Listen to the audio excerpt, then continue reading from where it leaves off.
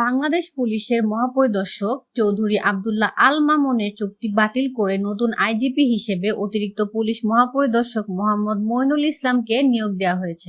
6 August সোমবার রাতে স্বরাষ্ট্র মন্ত্রণালয়ের এক প্রজ্ঞাপনে এই নিয়োগের কথা জানানো হয়। প্রজ্ঞাপনে সই করেন উপসচিব মোহাম্মদ মাহবুবুর রহমান শেখ। সুপার নিউমারারি অতিরিক্ত পুলিশ মহাপরিদর্শক Moinul Islam traffic and driving school ঢাকার কমান্ড্যান্ট হিসাবে দায়িত্ব পালন করছিলেন। এদিকে পুলিশের আরও 4 ঊর্ধ্বতন কর্মকর্তাকে বদলি করা হয়েছে।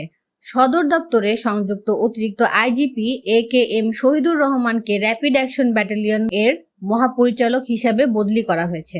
এছাড়া সিআইডির উপপুলিশ মহাপরিদর্শক মোহাম্মদ মাইনুল ইসলামকে ডিএমপির কমিশনার, র্যাব মহাপরিচালক ব্যারিস্টার মোহাম্মদ হারুনুর রশিদকে অতিরিক্ত আইজিপি হিসাবে পুলিশ সদর দপ্তরে এবং ডিএমপির কমিশনার ও অতিরিক্ত আইজিপি হাবিবুর রহমানকে পুলিশ সদর দপ্তরে সংযুক্ত করা হয়েছে। 7 আগস্ট বুধবার রাষ্ট্রপতির আদেশক্রমে স্বরাষ্ট্র মন্ত্রণালয়ের জননিরাপত্তা বিভাগের পুলিশ 1 শাখার উপসচিব মোহাম্মদ মাহবুবুর রহমান শেখ স্বাক্ষরিত এক প্রজ্ঞাপনে তাদের বদলি করা হয়।